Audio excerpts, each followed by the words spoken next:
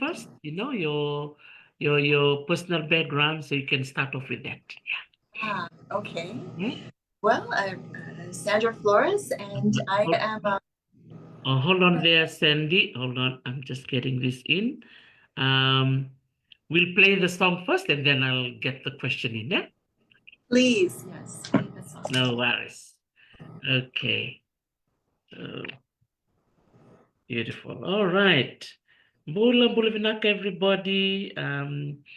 Thank you for joining me today on my Wednesday webinar. So it's Wednesday here in the United States of America. I know on the other side of the date line, it's Thursday. So a very good morning and half a day to you all who are just getting into work or getting into school or catching the bus, catching the train to go to work. And those of us here in California, we have come back from work. So we're heading back home, preparing dinner, as it's 5:15 on Wednesday afternoon. So my webinars are usually held every Wednesday at 5 p.m. California time.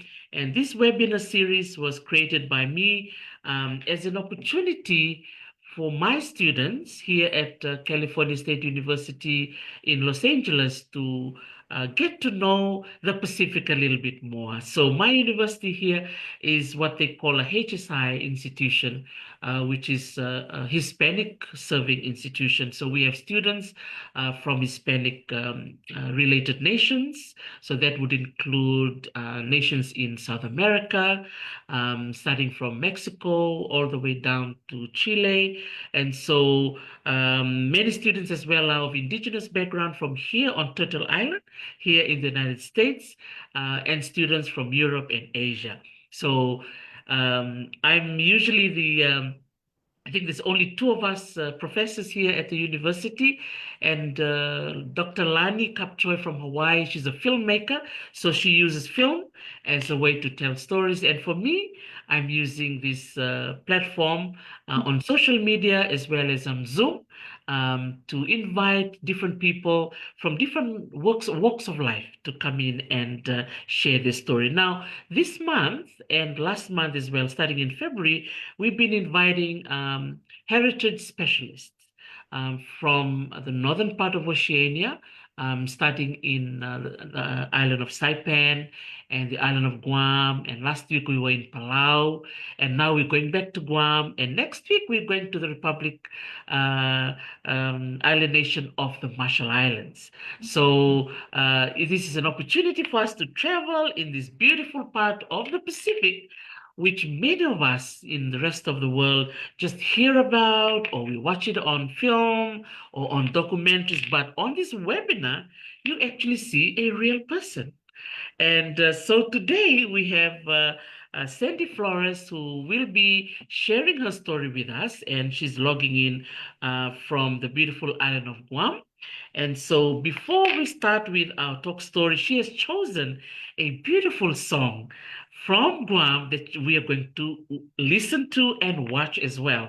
But before I play this song, I'll ask Sandy just to tell us a little bit about this artist and why she chose this song. Sandy? Thank you. Yeah, I'm excited to share Jonah Hanum. And Hanum means water, which is something that's very precious to us islanders.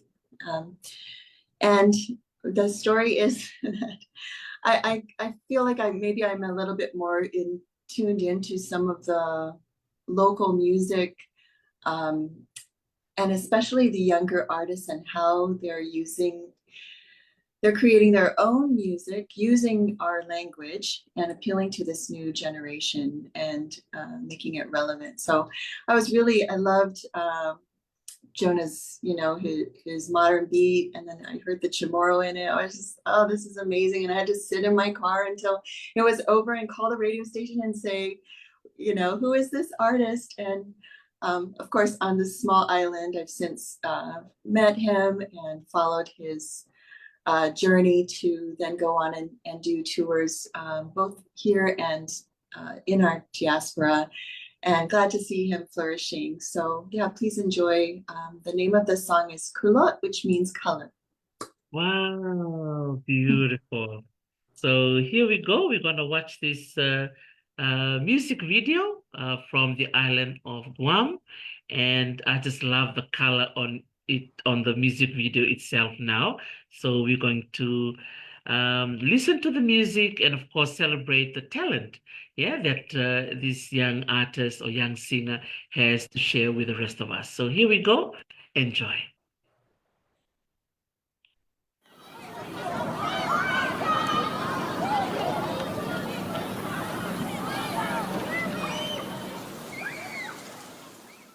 I ran into this girl the night before.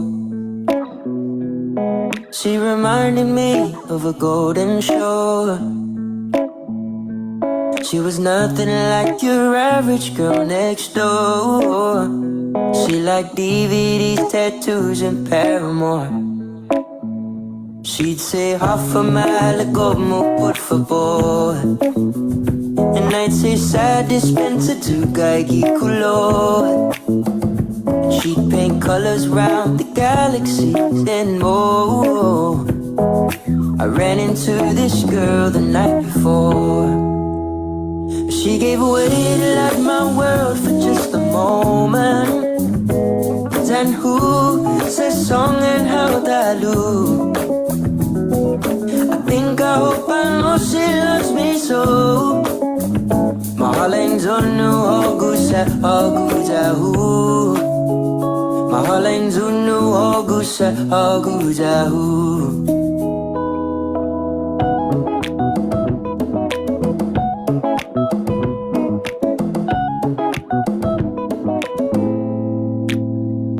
If I'm wondering when the light will come my way, when I wake up she's by my side to start my day.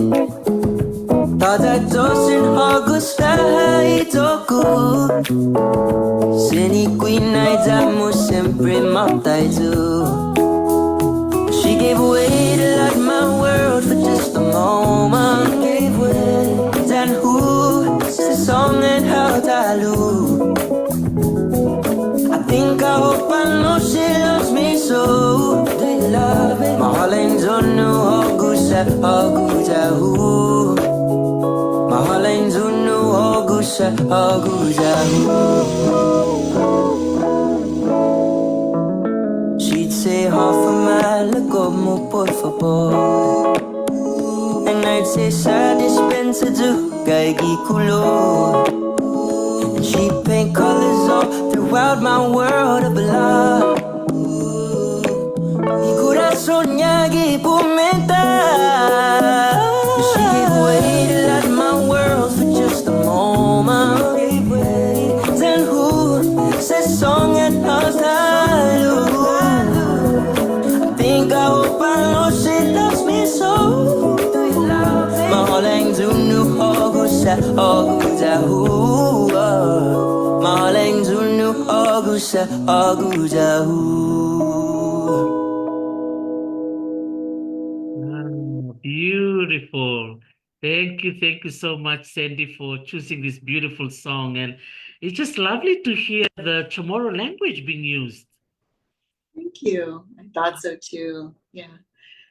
The talent and the color and the music and all of that. And that's exactly why we're here today, to talk about, your work, Sandy, especially you working in the Creative West organization. So maybe before we talk about the role that you play, our audience and those who are on Zoom as well as online would like to know a little bit about you.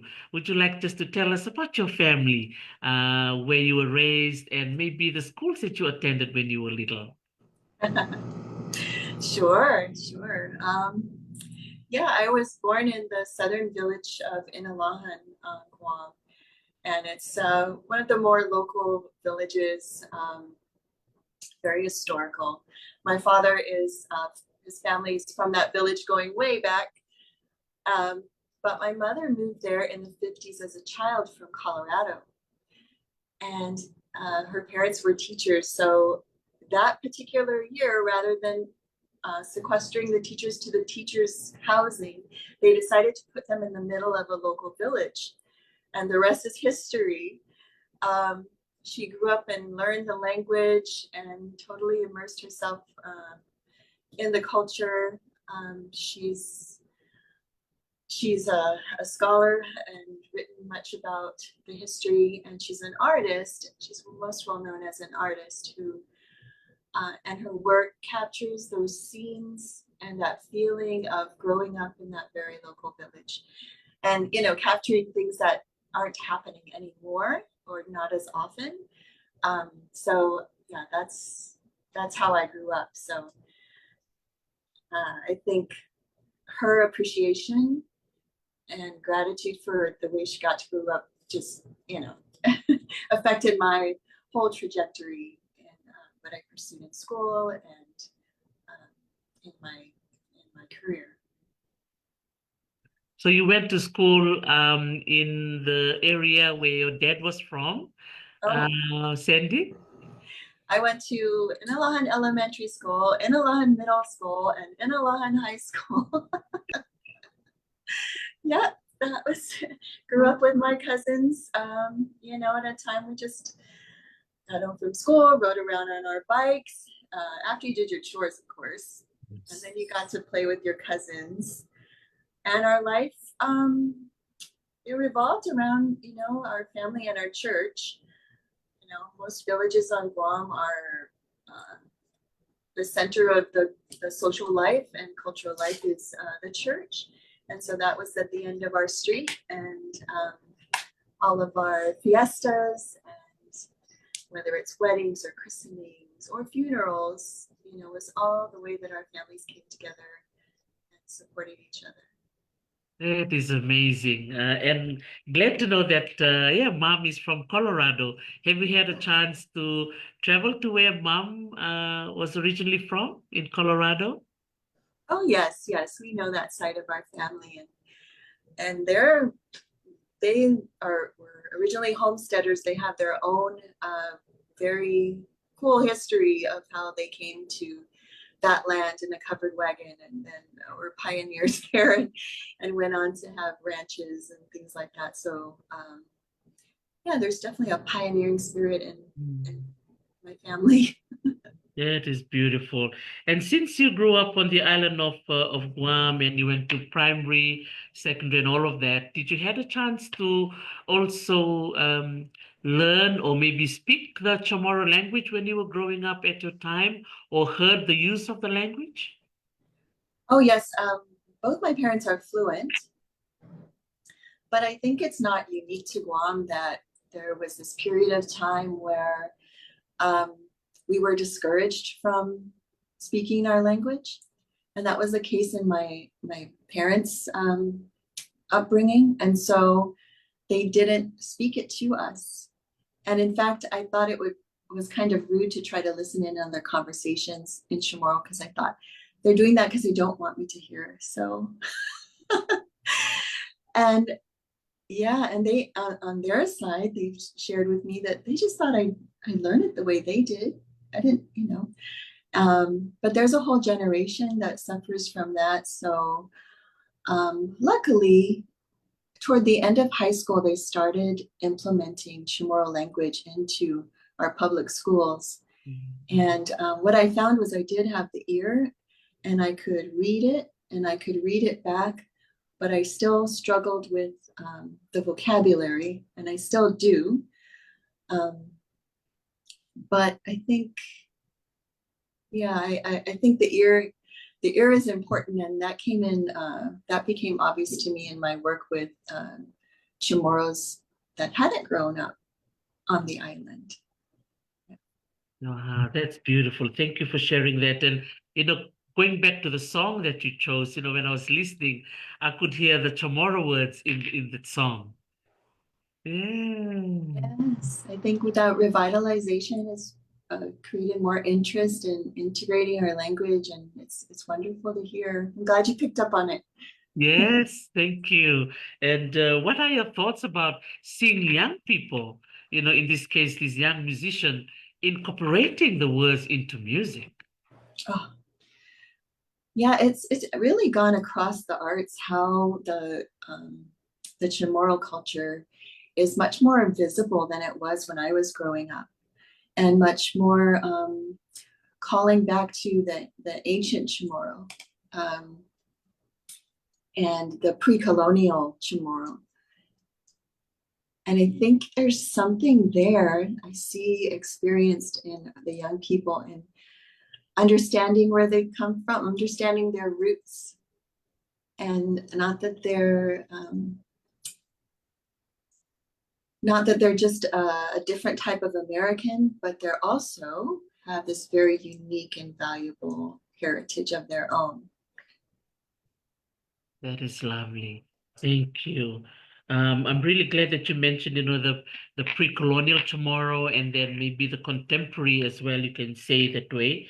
It's very similar to Fiji as well. We have a more contemporary Fijian language that the younger generation are using more. And I remember there's some words that my parents used that are no longer being used, but are being replaced by other words. So fascinating, yeah, when you're observing the language, because it changes as generation go by. So thank you for highlighting that. Yeah. But the important thing is it continues, whether it's the same or changes, right? And I'm glad to hear that your young people are making it their own, right? Absolutely. I mean, speaking of music, as the music that we've just watched, now the music scene in Fiji is ripe. And it's so amazing to see young artists. I'm talking about early 20 years old to early 30s, very young. They're singing a lot of beautiful songs with kind of contemporary sound, but they're singing in Ratuman and Fijian, and they're so proud of it.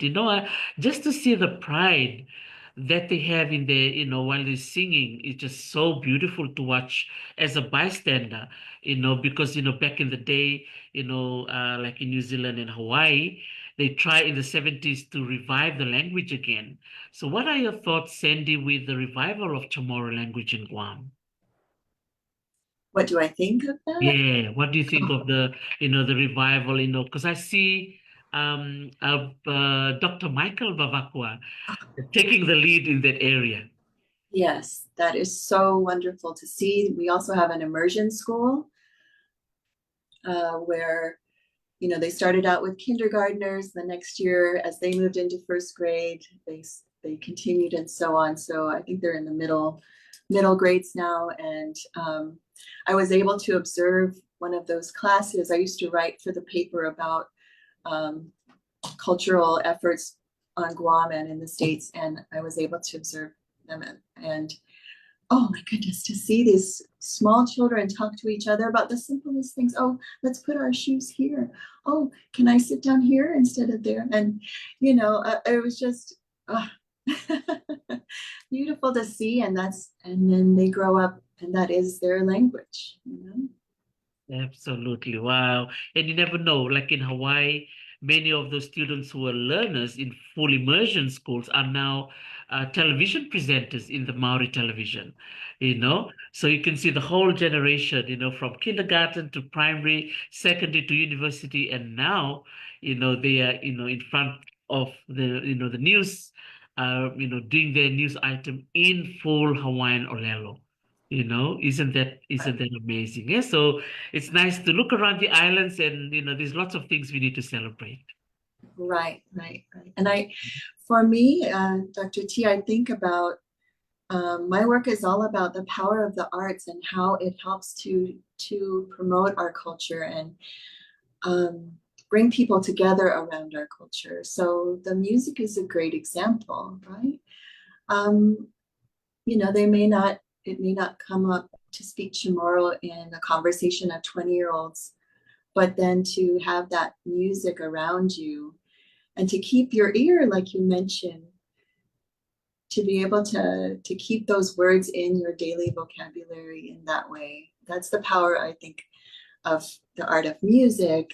And I really enjoyed exploring that. That's wonderful. And I see that you work for Creative West and your role there as a Pacific Jurisdictions Manager. What do you do, or can you explain to us your role in this wonderful organization, Creative West? Right.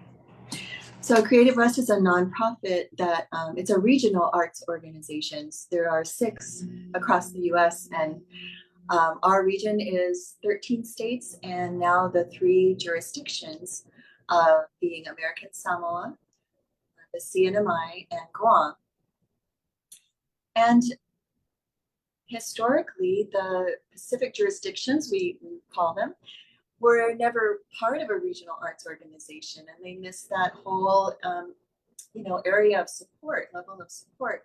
So they were incorporated in 2022, and because of many reasons, the fact that they haven't been socialized into this kind of arts environment support, because of the geographic distance, Creative West decided to create the position of a manager to facilitate all of that. So it's been so wonderful to be able to just bring more support to, in my case, the state art agencies.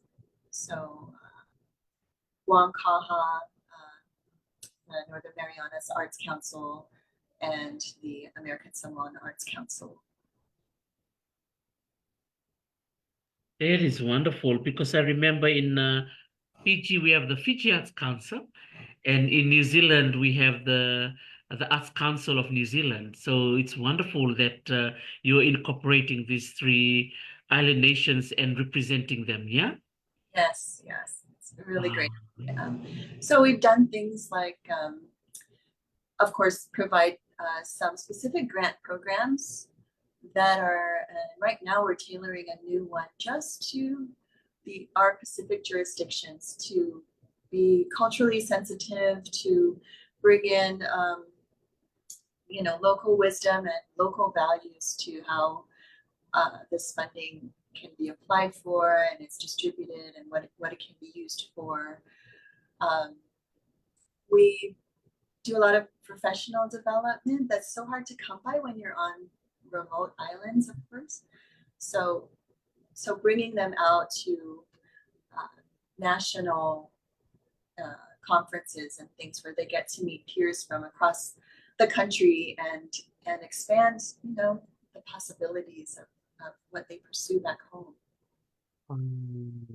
That's wonderful. So in terms of artists, are there specific artists that you work with, or what genres do you work with the most? I see. Well, we tend to focus on traditional arts because that is really, what's so dear to our hearts, and it's kind of it's our duty, right? As people that work in the arts in Indigenous communities everywhere in the Pacific, right? So, but arts can be used in so many different ways. For example, American Samoa right now, their wonderful new arts director has a drug-free through the arts program.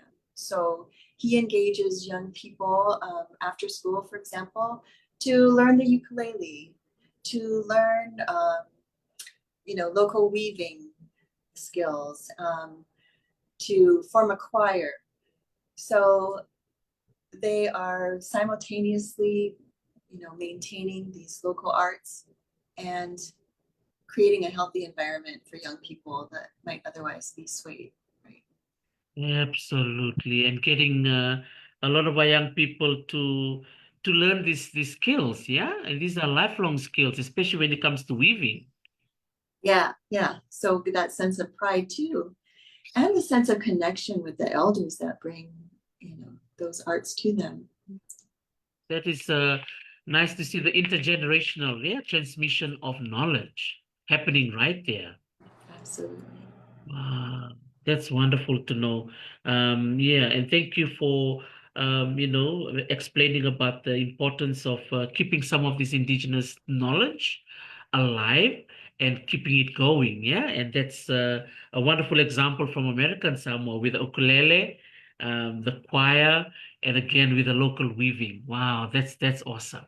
Yeah, it was wonderful to see them request funding for, simple things, chairs, t-shirts, ukuleles, and then to see on their Facebook page a ukulele class wearing the shirts, sitting in the chairs. It's like, oh my gosh. So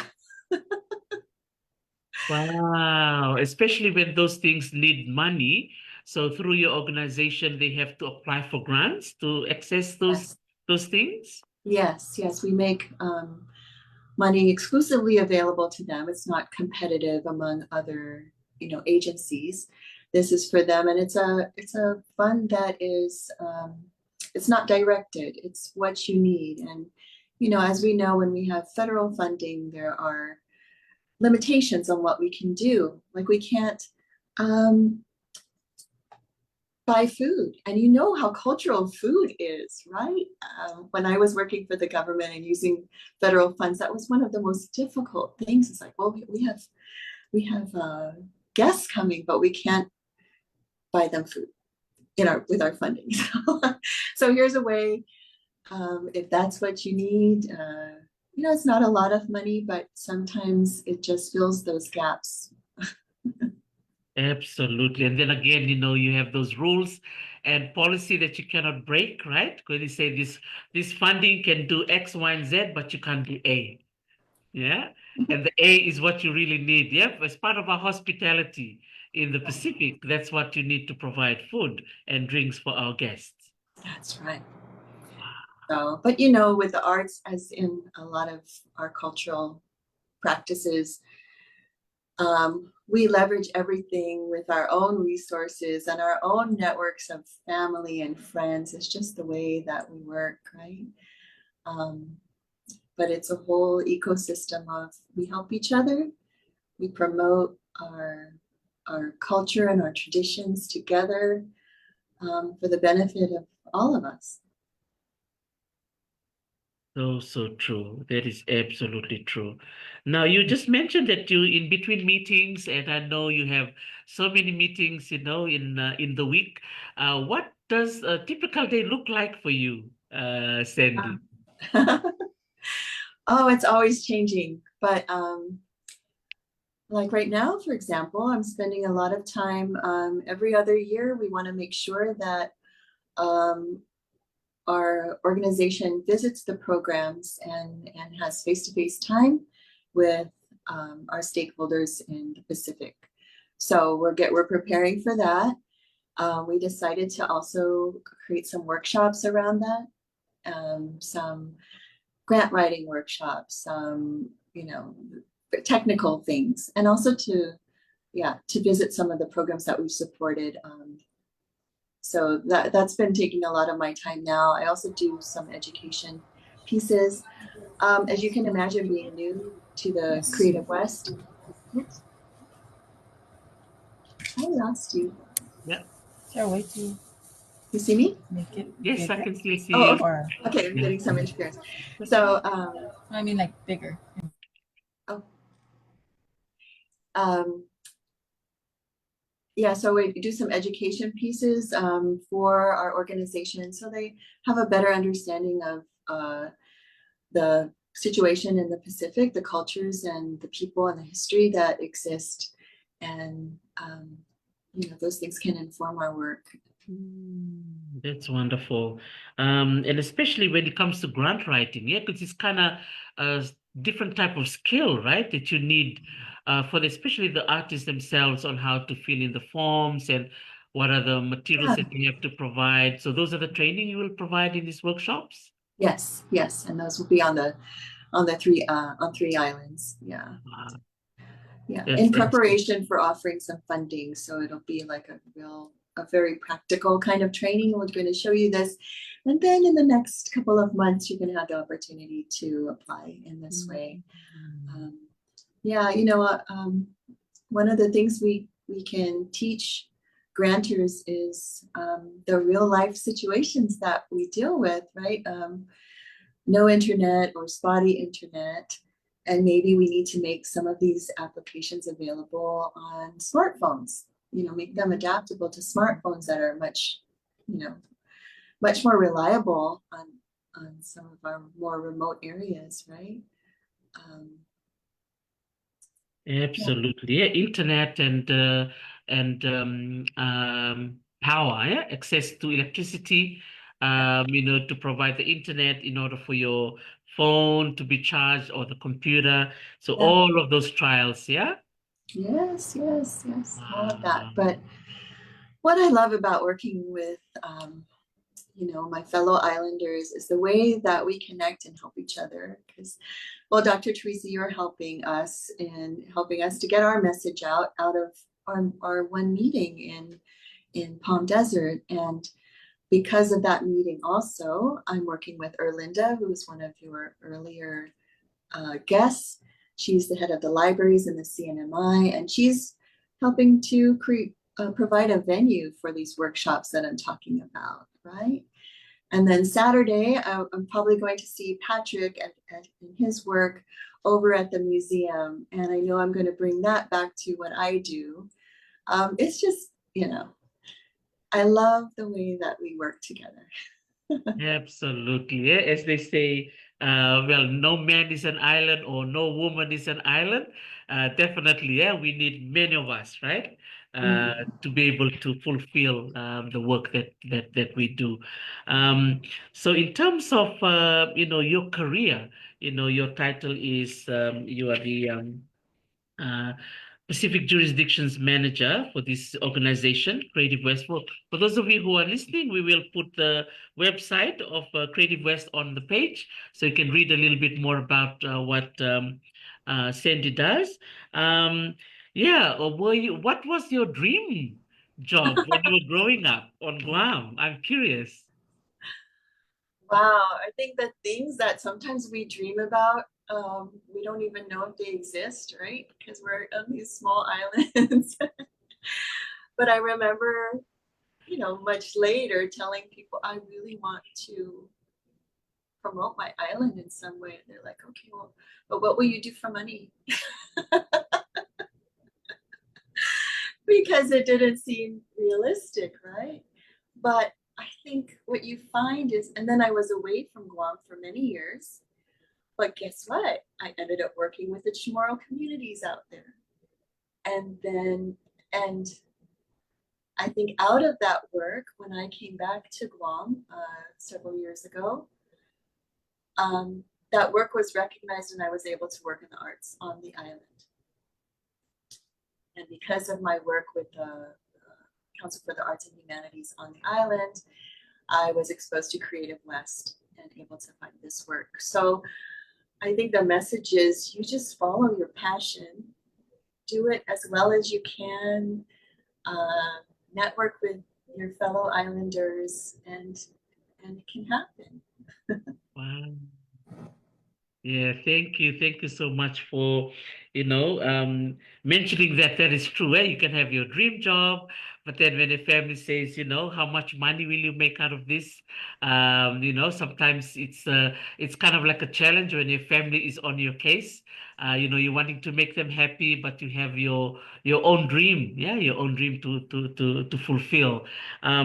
What is a highlight that you can mention, in terms of your current job? Because just by hearing, what you do working with artists, that must be inspiring for you. Yeah, as I mentioned, my mother is an artist, and so that was my world, with her art and the artists that she surrounded herself with. Yeah, I feel so fortunate to have stayed in that realm. Yeah, what was the original question? With the work with the artists, Yeah, has what's a there highlight? been, has there been like a highlight or any particular project that kind of stood out to you as you were traversing this beautiful Pacific Ocean? Well, this one that keeps coming up is one that I think we're all familiar with, which is the Festival of Pacific Arts, or we call it FESPAC. And I first ran across that in the US. And Guam Guam hosted FestPac for the first time.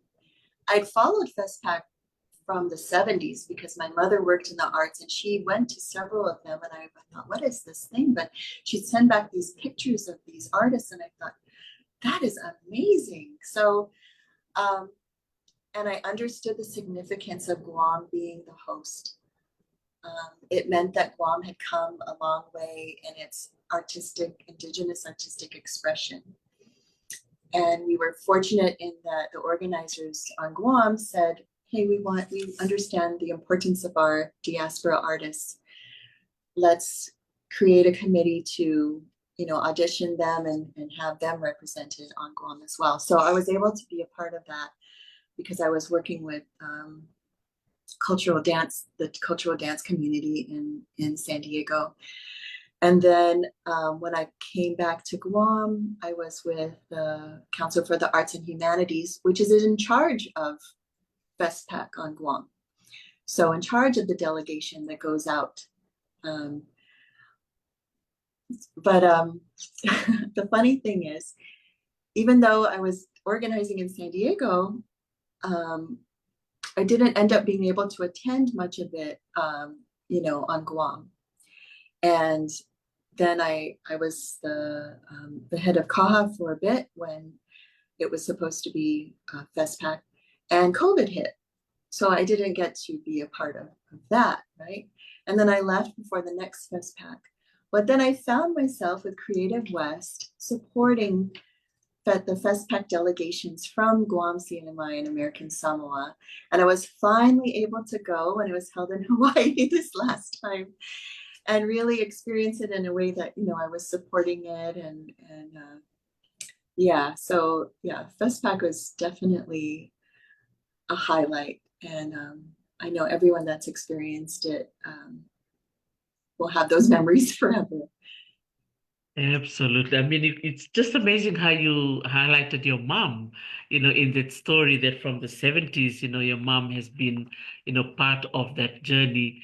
Do you think remembering what your mom did had an impact with your current work that you're doing now?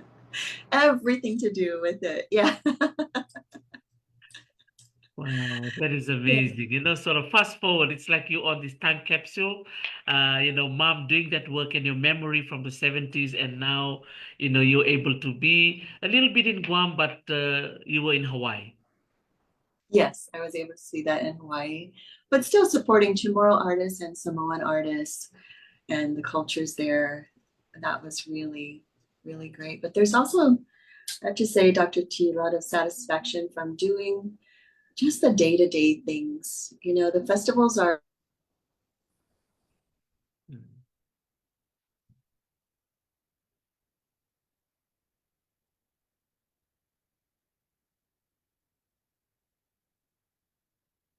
Hey, Bula Bula Vinaka, everybody. Thank you for joining in. For those of you who are joining in online, here I am connecting all the way to Guam, talking to Sandy Flores, who is the Pacific Jurisdictions Manager for this organization called Creative West.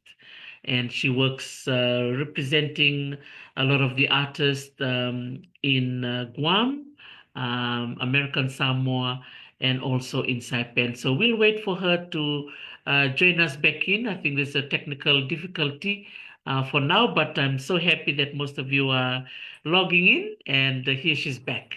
Oh. We lost you for a few seconds, but glad you're back. Yes, thank you. Thank you. Yeah. So no, thank you so much for sharing that. And I know earlier on you were saying that you'll be doing these grant writing workshops.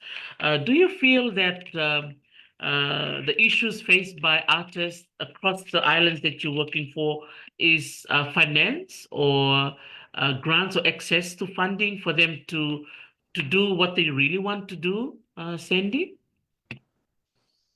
Yeah, it's pretty complex, right? But I found the most success in places where you use your cultural values to reach those artists. If they're master artists and they're elders, you go to them, Mm. you know. That's what we do.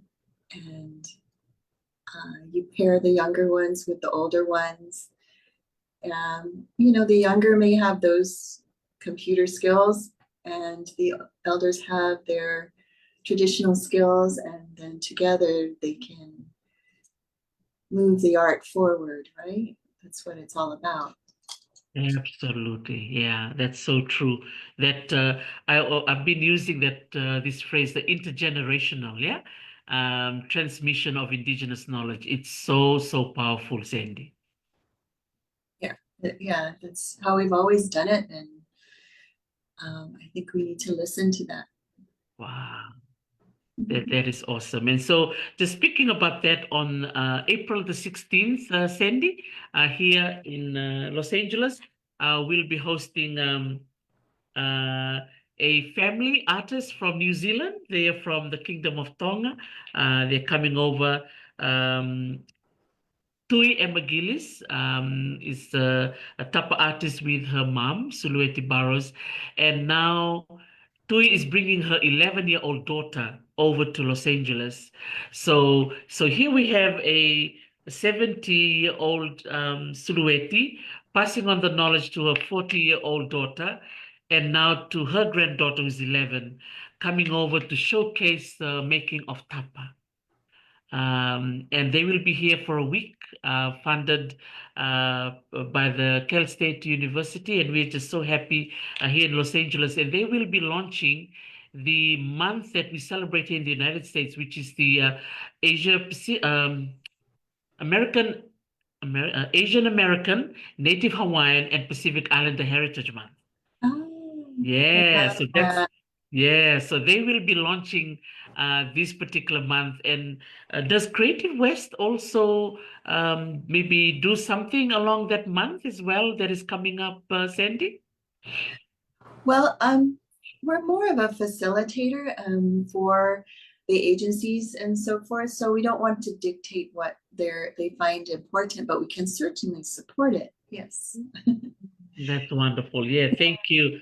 Because that's But something yeah, carry on, Sandy. well, just wanted to go back to your announcement for April 16th, because I think that's so wonderful, the intergenerational piece that you talk about, but also the fact that you're bringing it there, and your own work there, because so many of us go back and forth from the States to our islands, and or relocate to the States, and we have a special longing that is often satisfied through the arts. So when you bring people like that, Dr. Tarisi, then you're also satisfying that need over there. Absolutely. I love when you mentioned about the diaspora community. You mentioned about the community in San Diego. Are there a lot of Chamorro artists and people from Guam in San Diego? Very much so. It has the largest Chamorro community outside of the islands, from both the Northern Marianas and Guam. And it's a very, not only large, but very active community. So it has its own, it has its own art creators. And one of my favorite things is to see them interact from the islands and from the States, and how they encourage each other. Yeah, I know you see it too. Yes. Absolutely. And that's something I just love to do, to create spaces for more collaborations like this. So powerful. So, wow, thank you so much, Sandy. It's been just wonderful just talking to you, and so many of our listeners joining in online, just enjoying your sharing. So to conclude our sharing today, what would be your advice? There will be some young up and coming artists, listening to our conversation. They may be, musicians or songwriters or weavers, etc. What would you tell them in terms of, their skills and what they can look forward to in the future? I would say kind of what we talked about is maybe your dream doesn't exist now, maybe you want to be a tomorrow speaking actor or actress or whatever it may be. And um, just stay true to what you love and continue and talk about it, because you don't know where somebody else can connect with you, help you, or you help them and help each other. Wow. Yes. Woohoo! That is so beautiful, you're so right. I love what you said, talk about it. Yeah. Talk about it. Because I know some artists, can be quite shy. They may not, have the courage, to share what they have in mind. But as Sandy has just shared, talk about it. You never know who you're listening to, and someone may, shoulder tap you and say, "Hey, come on." And I'm sure you did exactly that to Elinda. Hi, Elinda. Nice to see Oh, you. yes, that's Hi. what's talking, right? I was logged in as Joten Kizu, but then I said, you know what, Dr. Teresa's not and then Sandy's not gonna know I'm here because I'm not logged on. But I was listening partly towards Oh, I like heard I talk about 35, 40 minutes into the conversation. Sorry, we were outside. We had a little visitor. But yeah, I was here. Thank you, Sandy, for you. acknowledging our work together, and Dr. Tarisi, of course, for leading us in this initiative of the One Maranas and our Pacific jurisdiction. Yeah, Oh, can I give a shout out to Orlinda, of course, for her support, her friendship, all going since we've met, and collaboration with the library and Creative West there. Shout out to Gloriana Usepe, who is our agency director there, and that I work closely with. To Lenny Leon, who runs the museum there. I mean, I'm so blessed to have met them. When I met you, Dr. Tarisi, and just there are so many more possibilities now. Of course, Angie Taidagui on Guam, a director on Guam, and Alan Fepalua AI from American Samoa. Thank you so much for supporting us. I'm so happy to be working with you all. wow, that is amazing. As you said, Sandy, we cannot work on our own, and it's great that we can collaborate and, fulfill what we want to do for our own organization, but you never know we're touching other people's lives. What do you think, Elinda?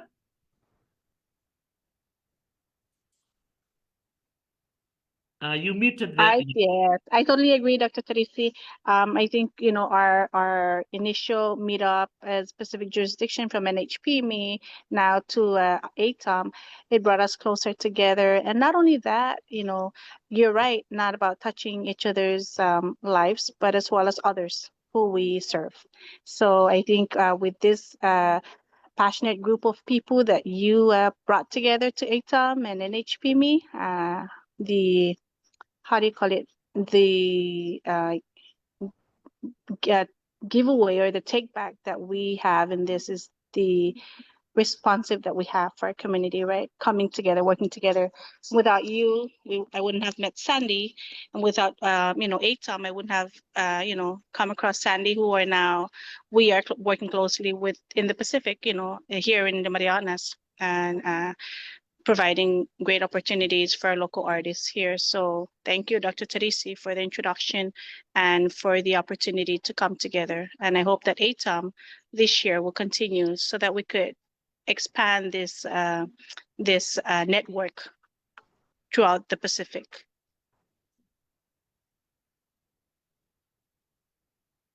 Thank you so much, Elinda, for your vote of confidence in that area.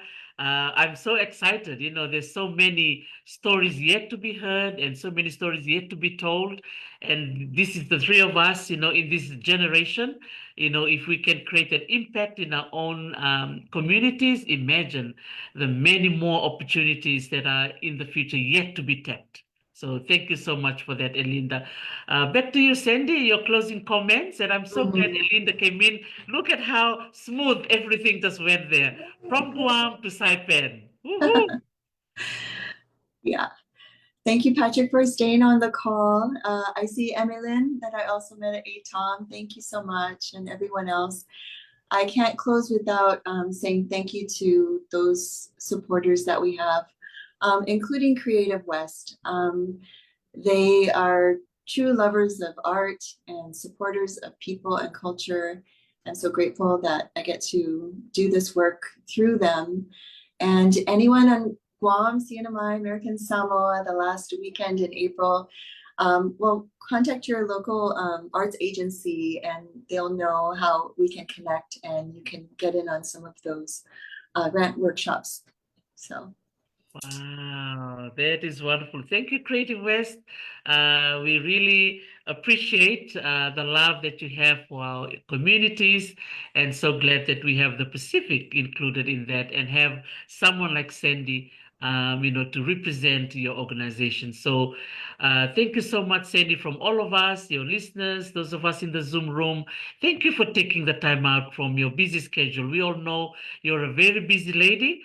Even when you agreed for you to speak, I'm like, Sandy has got 1 hour with me. So I'm so happy. I loved it. Thank you for having me. And all of us, it's been so fun to watch this whole series. Oh, this is wonderful. And say thanks to your family. And I'm so happy you talked about your mom. And thanks to your mom for inspiring you, going back to those Festpac and now to the one in Hawaii that we had last year and also the one in Guam. So those little seeds that were, planted way back then, this is the fruit of it. Thank you, Sandy. Thank you, Dr. Tarisi. All right. Have a good day. Next time. Okay. Adios. Bye-bye. Mahalo. Wow.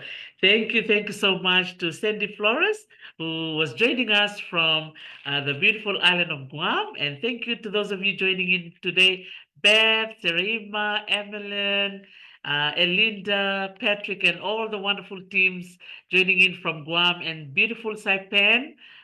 Thank you for listening to my Talanoa session with Sandy Flores. So, and also our guests who are listening in from Fiji, the US, here in Australia, New Zealand.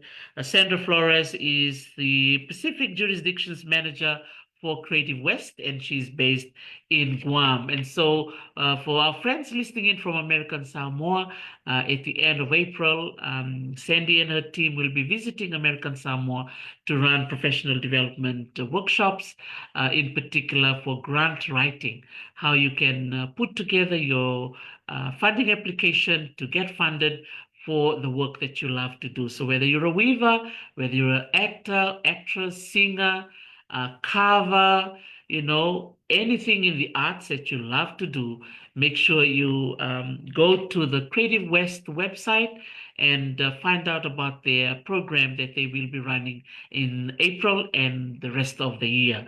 So thank you so much, Sandy, for agreeing to be my guest today. So next week, we will be traveling over to the Republic of the Marshall Islands, where we will be visiting the Alele Museum, and we will be talking to one of their archivists who will be joining us as well next week. It'll be Wednesday here in California, 5 o'clock in the afternoon, and it'll be Thursday morning on the other side of the deadline.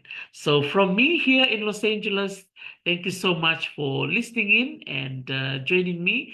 And then the following months, or maybe I should say following weeks, during the month of April, we'll also be traveling over to the island of Chuuk and Pohnpei. They will be joining me too. Emmeline Albert will be our guest the following week.